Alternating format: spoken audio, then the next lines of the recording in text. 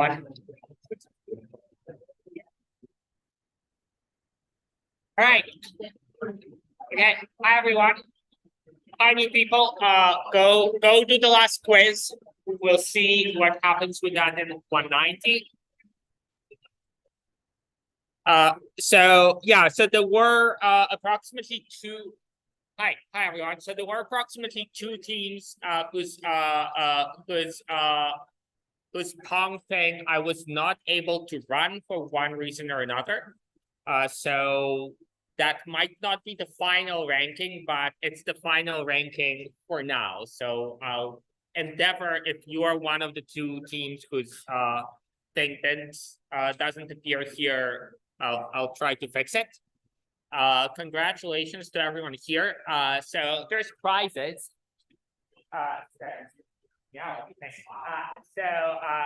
So if you're here and if you won a medal, come on up. There is one prize.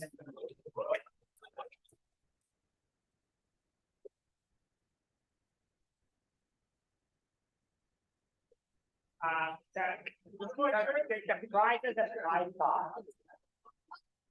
It is technically a rattlesnake thing, but yeah.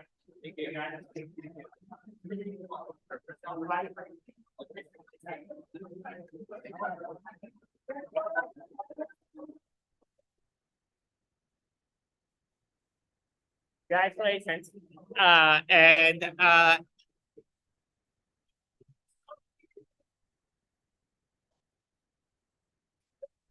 There you are. Thank you to Jeff Bezos and Amazon Prime for delivering those on last notice.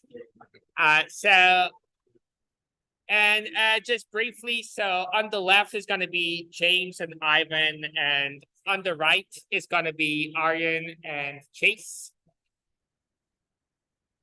And let's see how that works.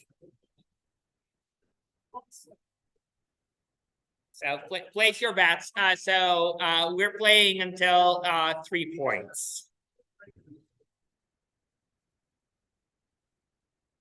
The first to get to 3 wins. No time.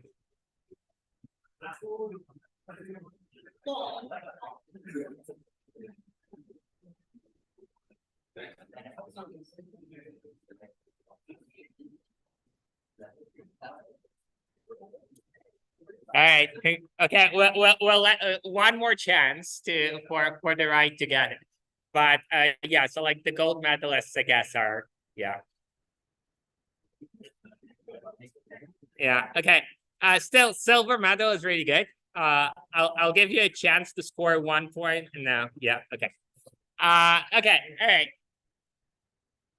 All right. It wasn't like that. So the game is the game. It's like it wasn't always like that when I tried it. So okay. Anyway, so congratulations to both the gold medalists and the silver medalists. So we have actually a quite big agenda today. So I wanted to finish up working on merge sort, and then I wanted to tell you how ChatGPT works. So we'll see if I manage to do it in the 45 minutes that are left. So to remind people briefly, so we have our merge function,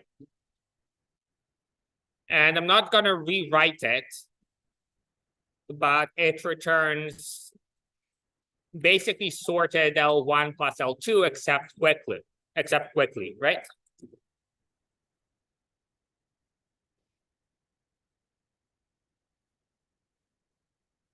Like so. So, and then we have our merge sort function.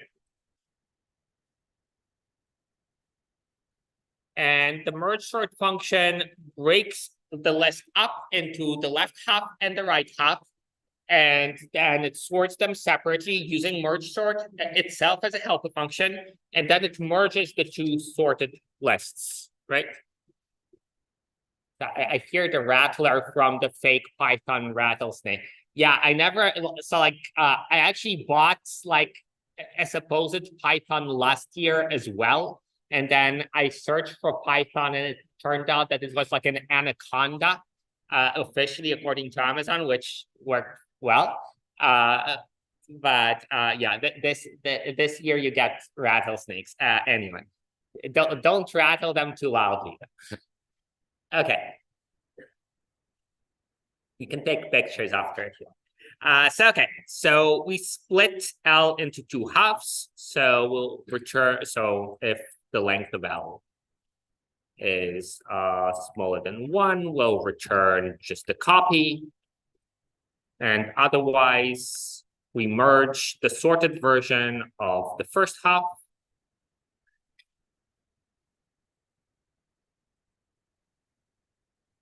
And then the sorted version of the second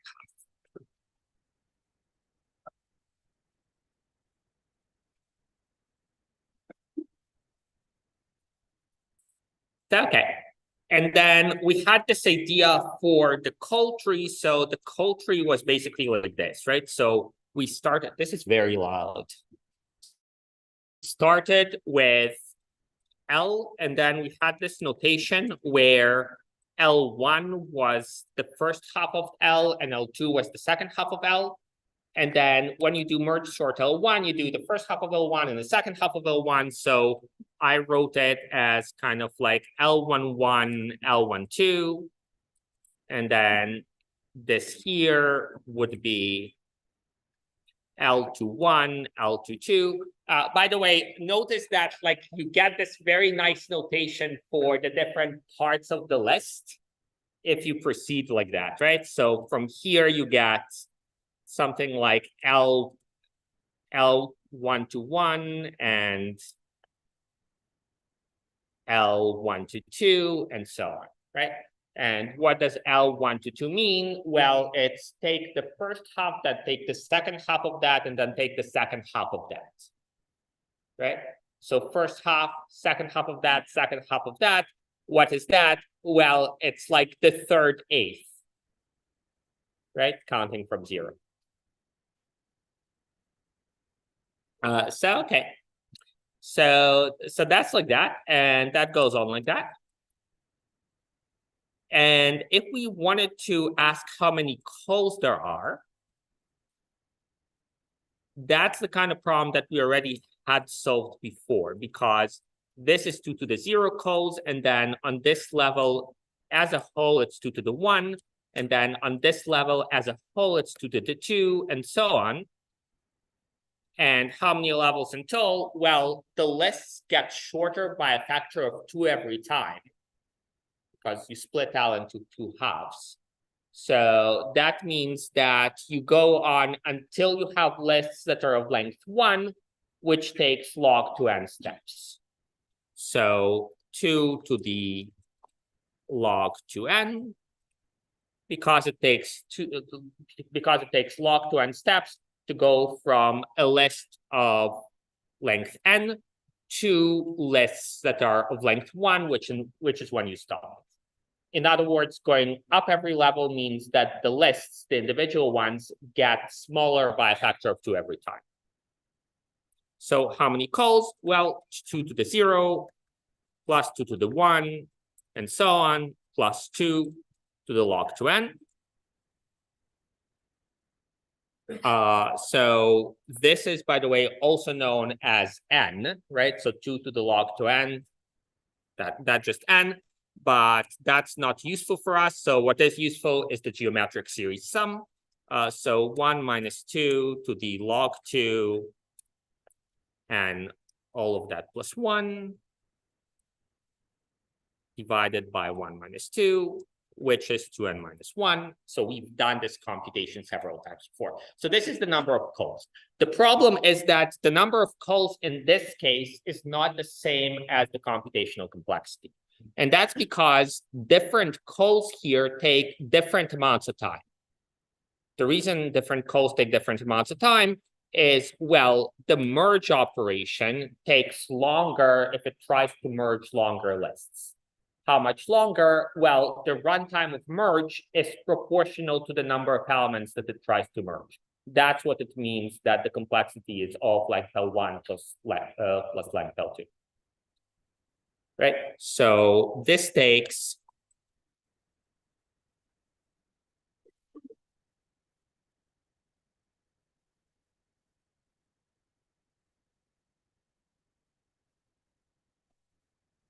so that's like this. So let's say that this is k times n. So the time that's proportional to the number of elements, if the number of elements is n, then let's say that merge takes k times n time.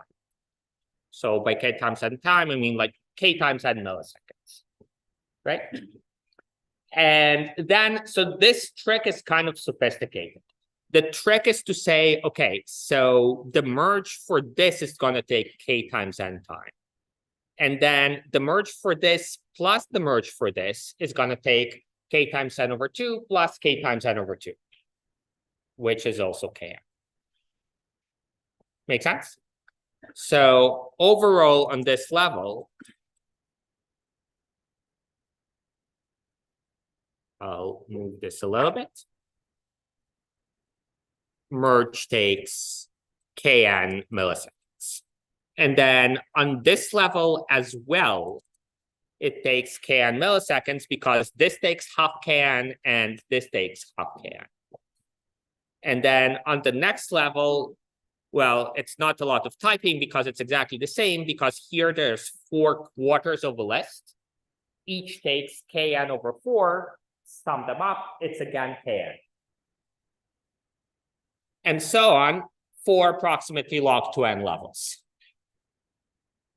Right? So each level, you sum up the time taken by the calls on level I. In sum, they'll take how much? Well, so if we are at level I, we have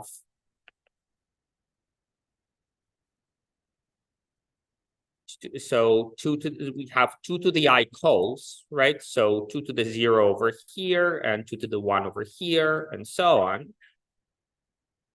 And then each call takes k, which is just a constant, times n divided by 2 to the I. So in total, k times n milliseconds.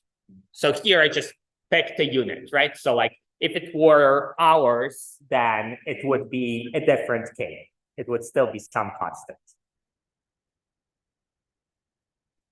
So, okay. And then approximately log to n levels.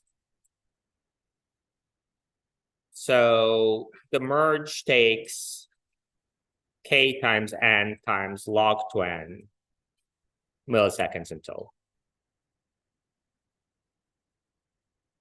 And you might say, well, there is things going on besides merge, and you would be right. There is an if statement there. How many times does this if statement run? The answer is over there, 2n minus 1, because that's the number of calls. So because n log n grows faster than n,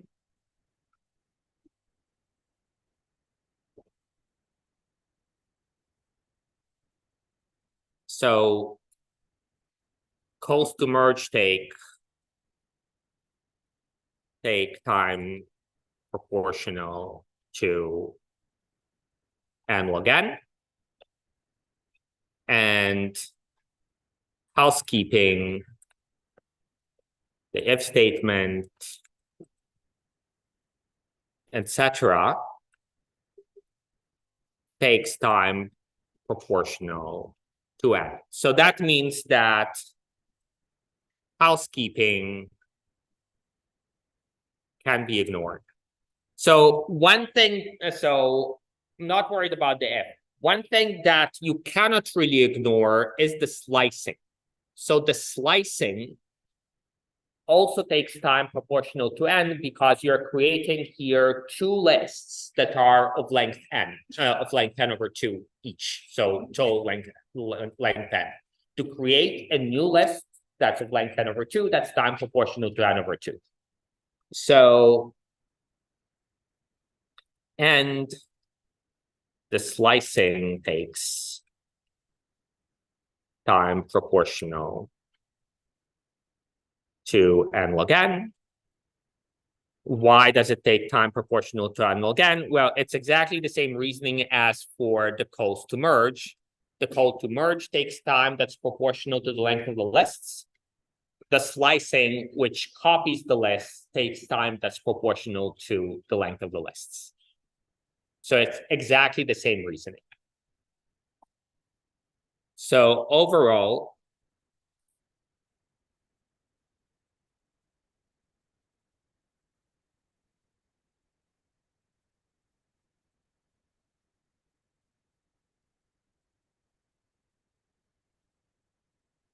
so for large n, n log n grows a lot faster than n.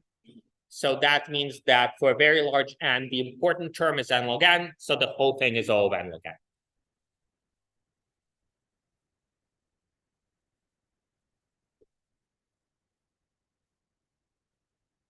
So that's a big deal because kind of the obvious sorting algorithms, like, for example, bubble sort, take O of n squared, and O of n squared is like a lot more than, guys, stop playing with the rattler.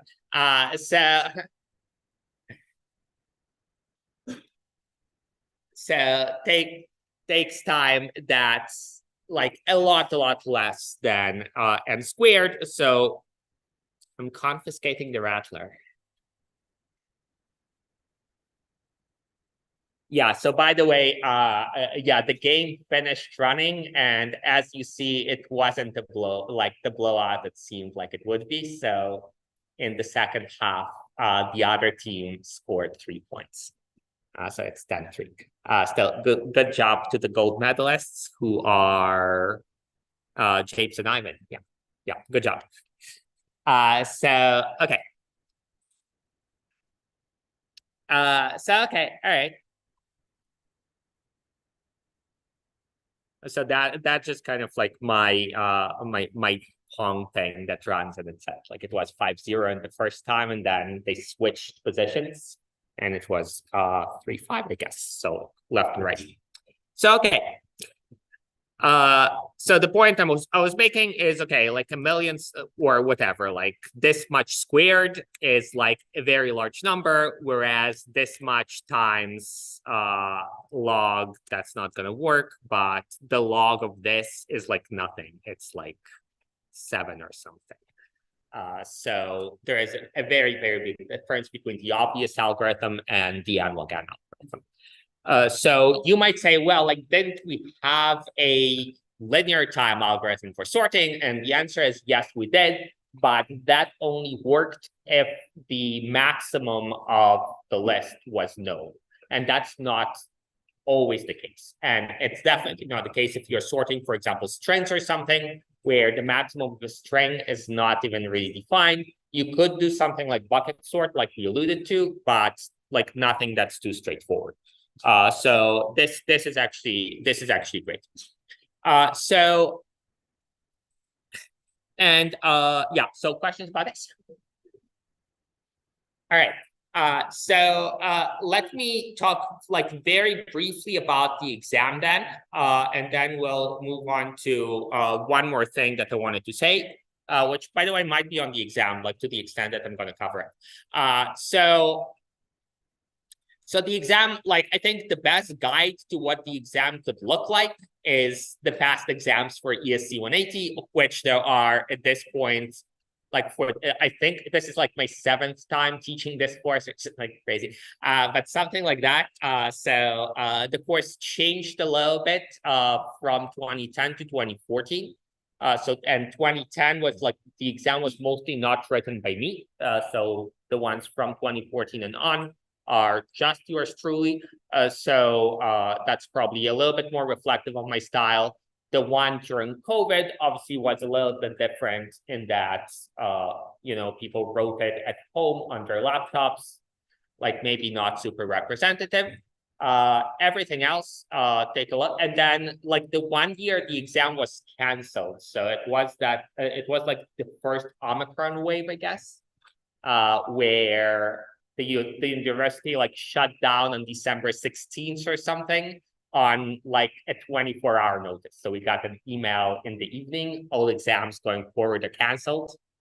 Yeah, ESC180 was one of them. Dean Yip personally told me that this is never going to happen again. So I would study. So yeah, so take a look at the exams. At the same time, in terms of studying, I would say, you know, the examples from the lecture, the examples from the lab, the online exercises. If you are able to do those, I would say the majority of the exam content is built directly off of those. And then sometimes you see kind of the last question on the exam. Actually, this year we covered a little bit less recursion than usual. So the last question on the exam, sometimes you'll see, like, especially kind of last year, for example, like we just haven't covered something like that. So that would not appear. Something that's kind of like a creative application of complexity analysis, a creative application of problem solving as the last question, like, of course, or not of course, but could very well be. But that's 1 or 2 questions. The other ones just built directly on the exercises from the course, right? So and then like sometimes the last question, like literally nobody does, and then like the grades are adjusted, although this year I don't know how much of an adjustment there would be.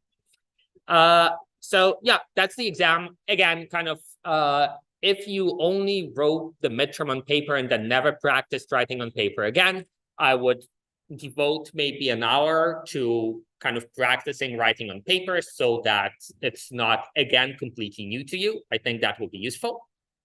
Otherwise, just kind of as much practice as you can fit. I would suggest actually, so one thing that people don't do that they think they should do more of is actually writing on a computer and then actually testing and making sure that the thing actually works. Because it's very easy, I think, in this course as well as some other courses as well, but it's very easy to kind of fool yourself into thinking that you got it. But if you don't run it and actually check, you don't know that you got it. And it might be that you're missing small annoying stuff that's not worth spending time on, but it also might be that you're missing quite a lot. Especially if you're struggling, I would say you don't want to be in a situation where we look at the exam paper and we say, well, like this person maybe didn't really practice a lot because what they wrote is like very far from something that would work, even for kind of easy to medium problems. So if you feel like you're in that situation, just like get practicing on as difficult problems that are as difficult as you can handle. Because kind of if you can get beyond kind of the really, really basic level, we really want to pass. Like if you can do the first several labs, like we want to pass. Yes. Yeah. Sorry, I cannot hear you.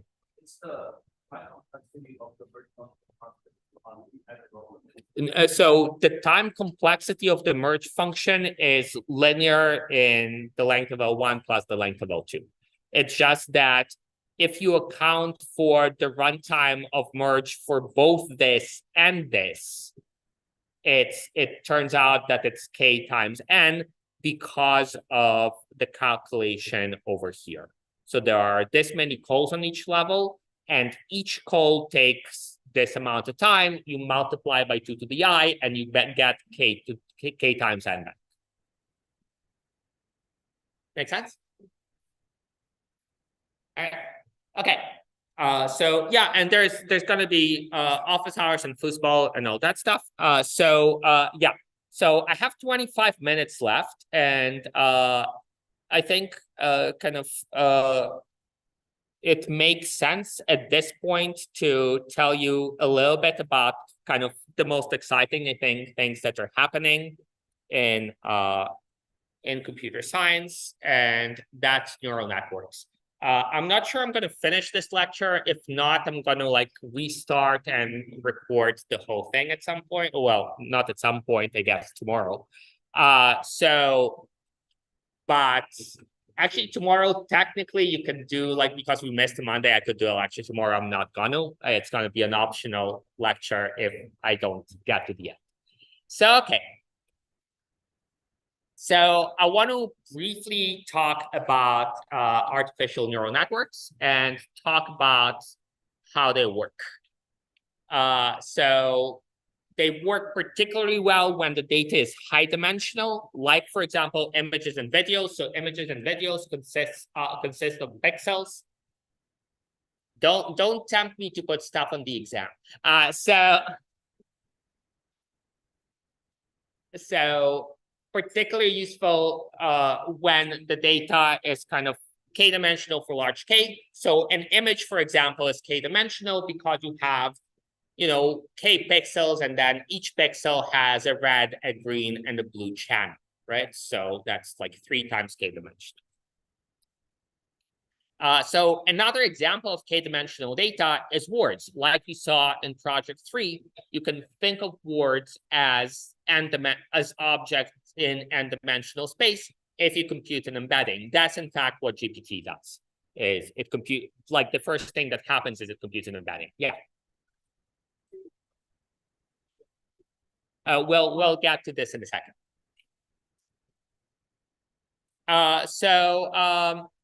Let's think about the sample task. So let's say that we want to recognize noted Canadian musician Justin Bieber. So among all of those people, okay. So to a computer, Justin Bieber looks like this. So it's a bunch of numbers, right? What numbers specifically? Well, basically what you would do is you would say, okay, like the top left pixel, what is the brightness for red? What is the brightness for blue? What is the brightness for green? And then the next pixel to the right of it, what's the brightness for red, green, blue, and so on. So you represent all the brightnesses and all the pixels as just a bunch of numbers. At that point, well, it's square, but you can just flatten it to one big vector. Okay.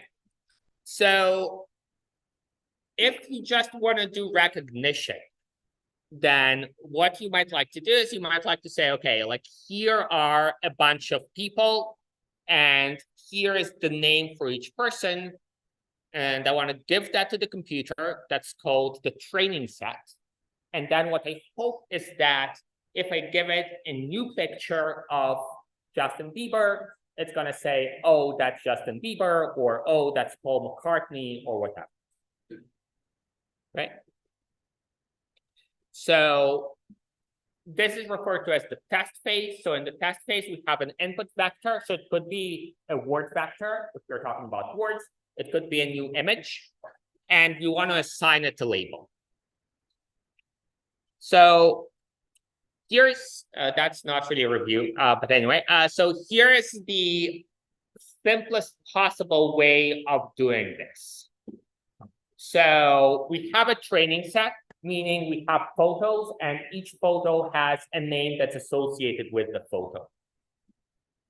And then we have a new image over here, right? So that's Paul. Like if people don't know, that's like John Lennon, and then George Harrison, and then Paul McCartney, and then Ringo Starr. The hope is that for this new image, we can compare this Paul to this John and say, doesn't look that similar. This Paul to this John also doesn't look that similar, and so on. And then kind of the closest match between this Paul is going to be to this picture of Paul. So the same kind of deal as what you were doing for the project for the last part, when you were computing the most similar words, right? So just treat each of the pictures as a vector and compare them. So if images are a k-dimensional vector, yeah, that's broken.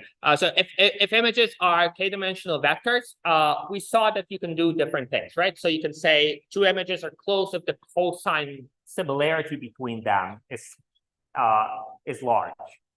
You can say two images are close if the endpoints of the vectors that represent those images are far away in the Euclidean sense. And you know, either one can work. And like, there's assumptions there, which kind of GPT these days doesn't need. But the assumption is like all the images must be like approximately the same size, so they must be kind of aligned, right? So it shouldn't even really be that people are looking different ways, because if you try to just say like, I'm trying to compare two vectors, and I'm basically trying to say, well, like this coordinate should be similar, this coordinate should be similar, this coordinate should be similar. So that means that the pixels on the first photo and the second photo must align. So that's referred to as the image is being registered.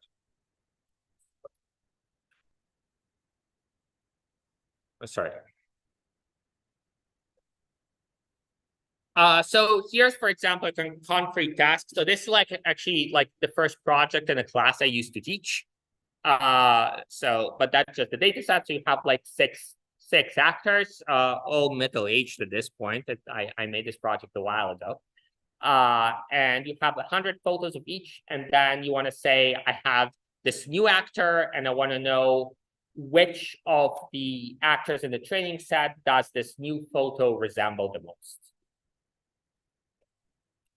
So one thing you can do is what we mentioned before. Just compare this new input to every one of the images in the training set, whichever matches the best according to, for example, cosine similarity. Just say that's the label. Yes.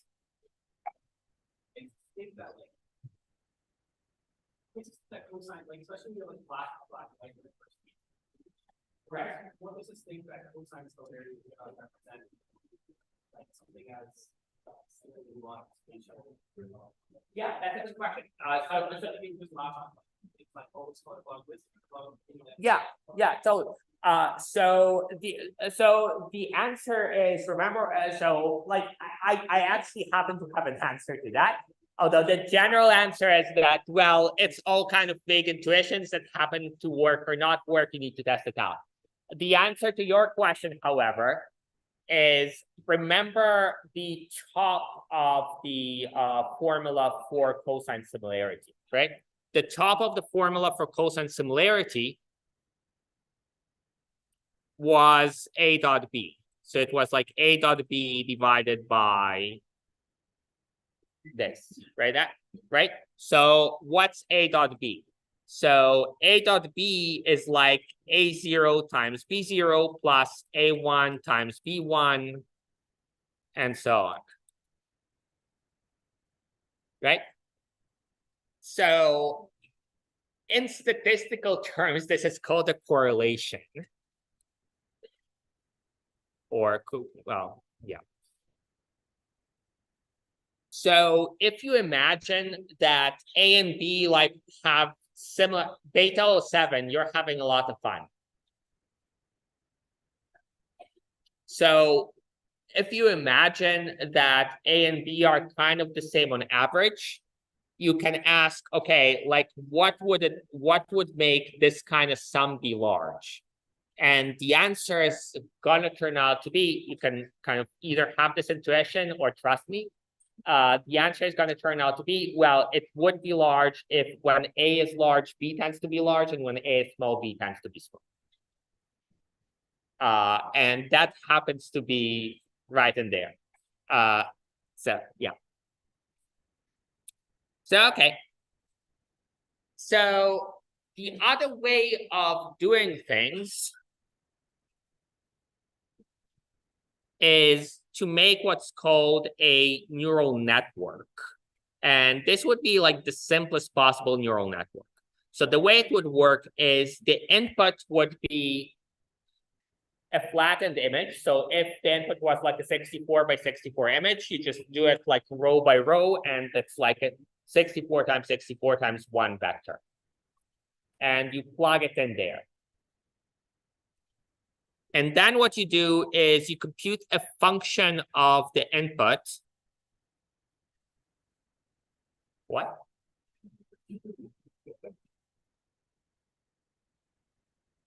At each point like this. So the idea is basically this represents a computation. So the computation it represents is, in order to compute this guy, you take all of those inputs, and then you're saying multiply this guy. So this is one of the inputs by this much. So the arrow represents the coefficient by which you would multiply it. And then multiply this guy by this much, and so on, and you would get this output. And the idea is basically compute 6 different outputs in this way. So those would be functions of the input. And then make it so the coefficients in general are going to be the W's.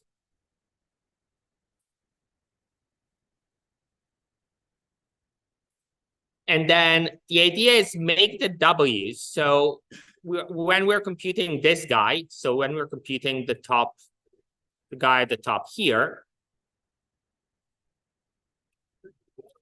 we're saying multiply this by this.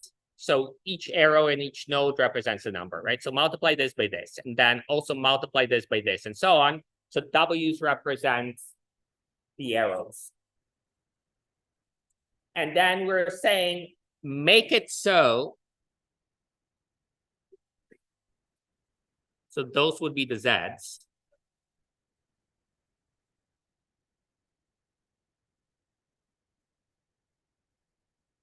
So we're saying, make it so that the Z1, Z2, Z3, and so on up to Z6 are such that if the correct answer is actor 1, then Z1 is high. And if the correct answer is Z2, that actor 2, then Z2 is high, and so on. So this is the simplest possible neural network. I feel like I'm running out of time and also running out of your patience. So I'll do the full lecture tomorrow, but I'll give you the big picture now. So what happens if you do the best you can? So you figure out the best coefficients such that you compute the Z1, Z2, Z6, and so on. Then what you can do is you can visualize this. So the W's are called the weights. So you can visualize those coefficients, and you can kind of see that those coefficients would correspond to templates of different faces. And those would not look like very much like faces, because this is a very simple thing. Here, we're just multiplying the inputs by some coefficients and is saying, like, makes those coefficients so that Z1 is high when it's actor 1. So what happens when you introduce what's called a hidden layer, when you compute first numbers here and then numbers here, and those numbers correspond to the correct outputs. What happens is you get weights that correspond to things that are already interpretable. So those are images that correspond to particular weights, so particular ways of computing the intermediate nodes that are kind of interpretable as I'm trying to detect that particular kind of face. And you might imagine that, and in fact, it's true, that you would have a template for person A looking forward, and you have a template for actor the actor looking the other way, and so on. And you get that by getting the coefficients to be such that the output of the network is usually correct. That's the basic idea. So if you make a larger network that's not just for faces, but in general for thinking about objects. Oops.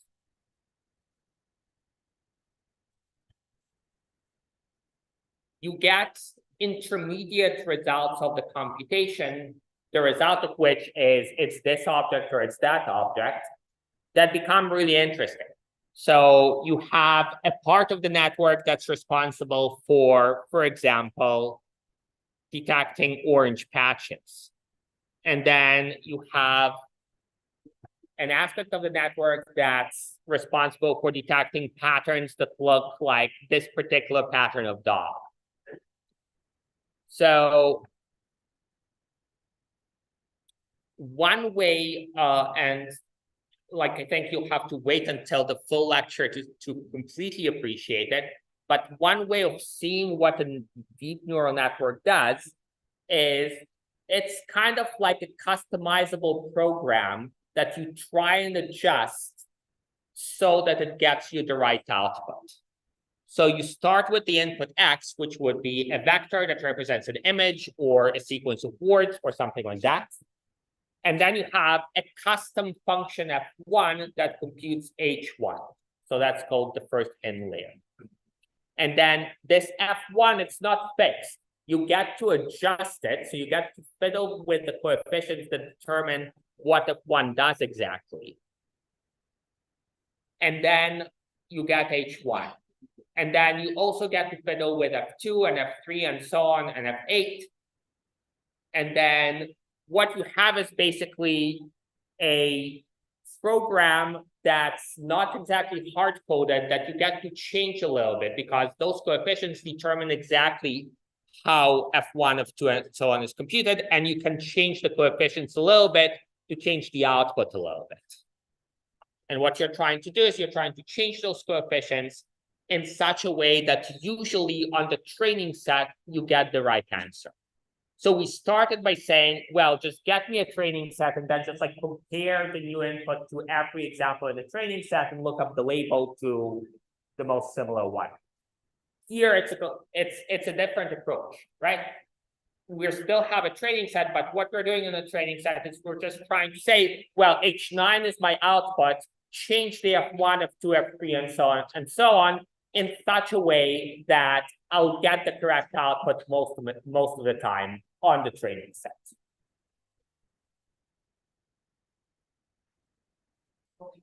So the idea, and that's what's called a deep neural network, where you're doing kind of this stepwise computation that's customizable at every step because you can get to change those coefficients that determine the computation.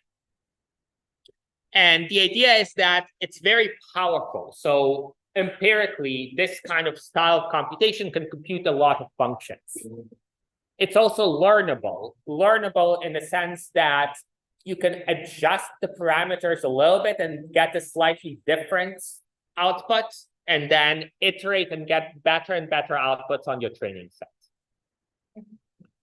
And like Python is powerful in the sense that it can compute a lot of things, but it's not learnable, not in the sense that you can't learn it, but in the sense that you can't, well, you can try, but you can't try to adjust the Python code little by little in order to get something really non-trivial like recognizing a face. With neural networks, you can do that. So you can start with a random program that's determined by those W's, by those coefficients, and you can get to the point where you start computing usually something useful on the training set. So that's the basic idea. So we focus on images, and with images, it's more clear how you would convert an image into a vector. So you would just take all the pixels and you would arrange them in a row. But with words, we already know how to do it.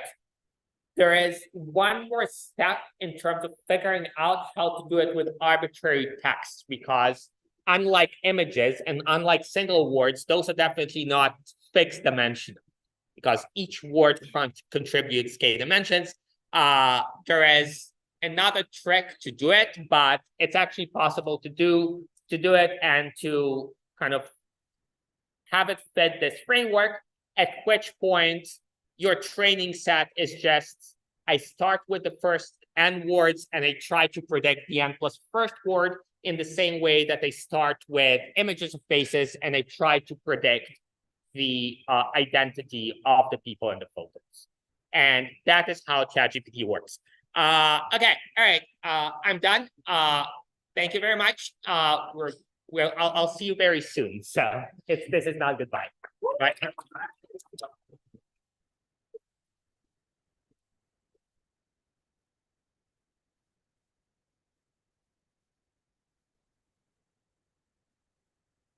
If you mean it, spell out the course evaluation.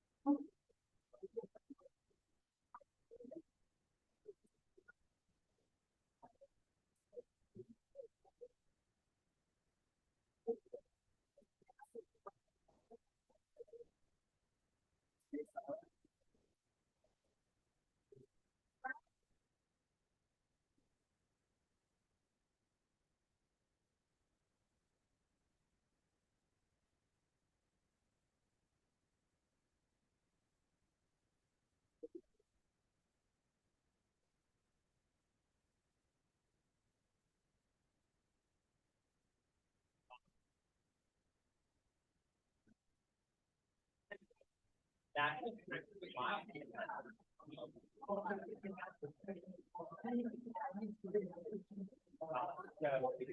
sometimes sorry, go over there. So sometimes the specific design